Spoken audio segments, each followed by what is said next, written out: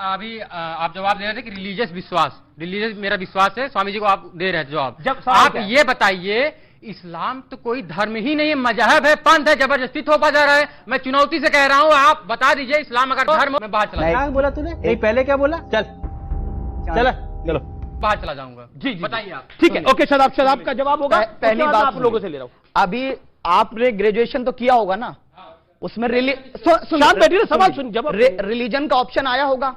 आपने कहीं हिंदू फील किया होगा अपने आप को? क्या हिंदू, मेरे विद्वान बैठे हैं, सनातन धर्म के विद्वान है, सनातन धर्म तो है, लेकिन हिंदू शब्द कब आया, क्या लेना देना है उसका सनातन धर्म से, वो मुझे बता दीजिए। विदेशियों ने नाम दिया, उस नाम को ढोरे, पहले अपना सोच लीजिए, बाद में मेरे से सवाल करना। जी आप बता दीजिए, आप बता दीजिए। जी आया हिंदू? जी, बृहस्पति आगम में लिखा, हिमालय समारंभ यावत बिंदु सरोवरम तद्देव निर्मितम देशम हिंदुस्तानम प्रचक्षते। तो हिंदुस्तान आ गया ना, हिंदू से।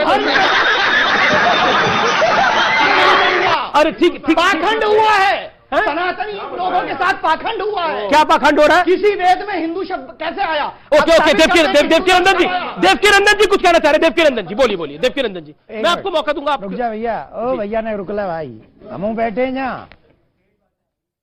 कुछ नहीं, एक क्वेश्चन नहीं है। ये जो काली जैकेट वाले चौहान साहब हैं जी, पाखंड का अर्थ बताएं क्या है?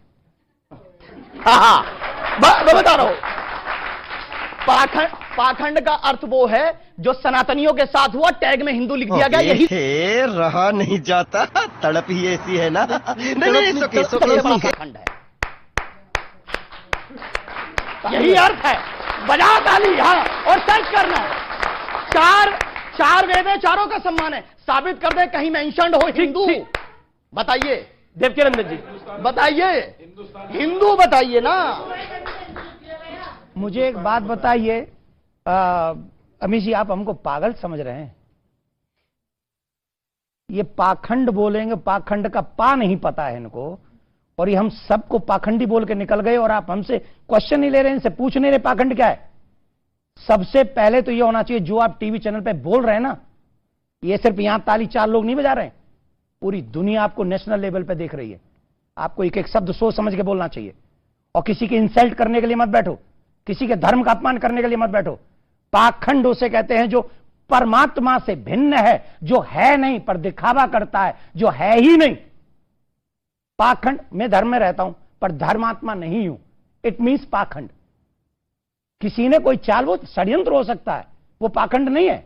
तो पहले एक शब्द जब आप बोल रहे हैं तो समझें। और यहां सनातन है, सनातन में कभी किसी का बुरा नहीं लिखा है। चौहान साहब, आपके पूर्वजों ने भगवान श्री कृष्ण की पूजा की है।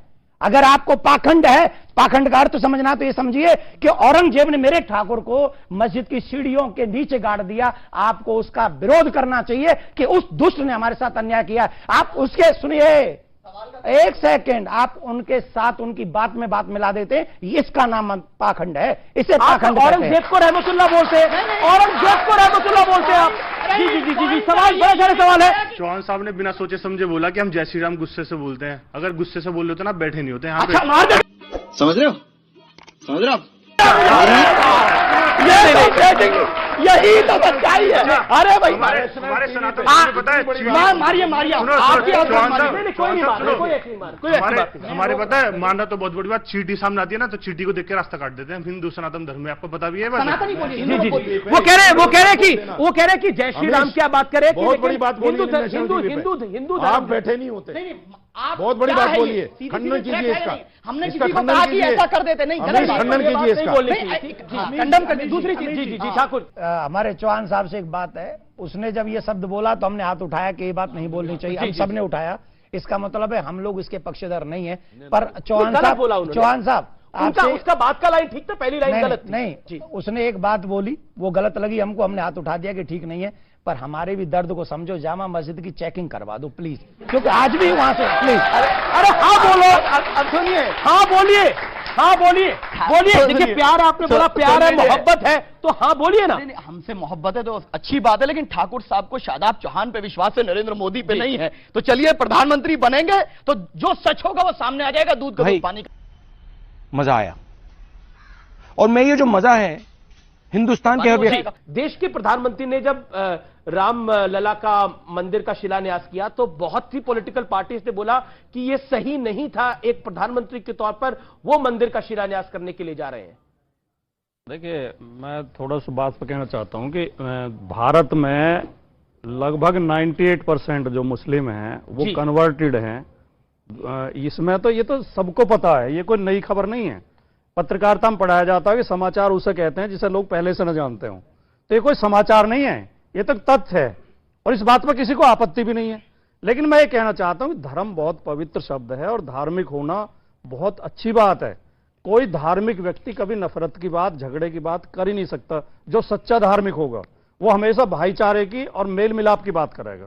बिल्कुल, आपने कुछ लोग जो राजनीति के लिए 4 बार बोल रहे हैं, पढ़ने निकले वाले छात्रों को राजनीति से दूर रहना चाहिए। धर्म का प्रयोग करते हैं, उसमें विवाद पैदा होता है, वहीं से झगड़े पैदा होते हैं। दिल की गहराइयों से मेरा सवाल है आपसे, और एक ये नहीं सर, सुधांशु जी, दिल की गहराइयों से मेरा सवाल है, ये स्वामी प्रसाद मौर्य को किस कैटेगरी में डालते हैं जो रामचरितमानस को लेकर इतनी अनर्गल बातें करते हैं? और दिक्कत तब होती है जब आपके नेता उनको प्रमोशन भी दे देते हैं।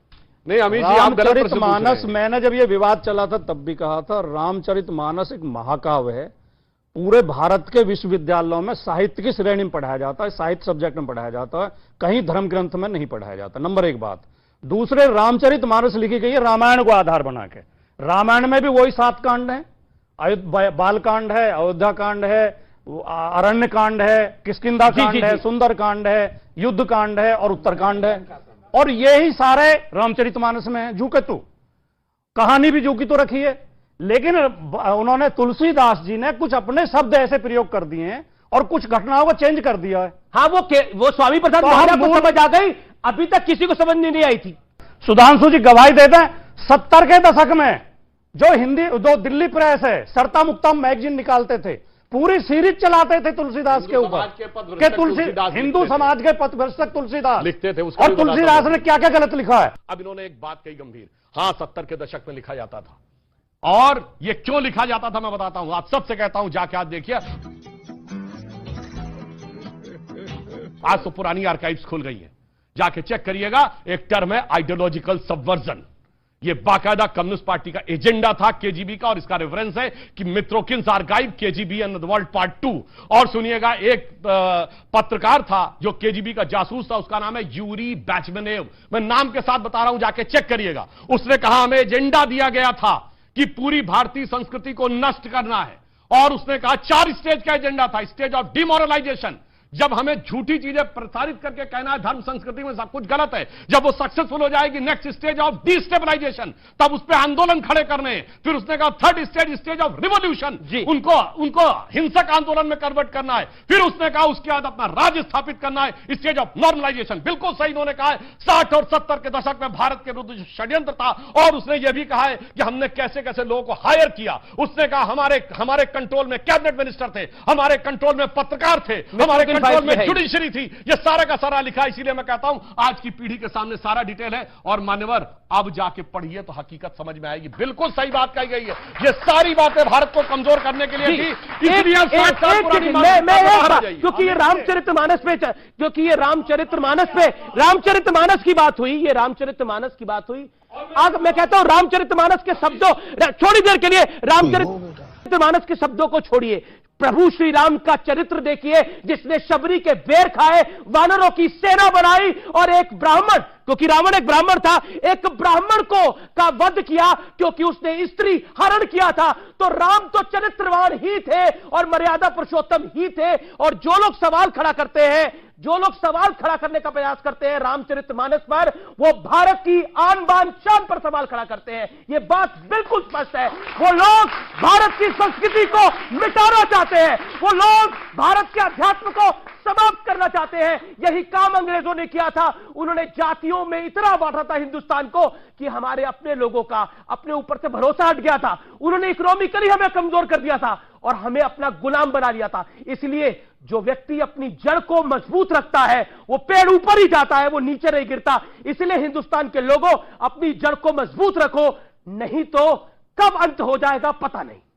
जी, हमारा जवाब लेना चाहिए। जी, जवाब लेना चाहिए। हाँ, बोलिए। बहुत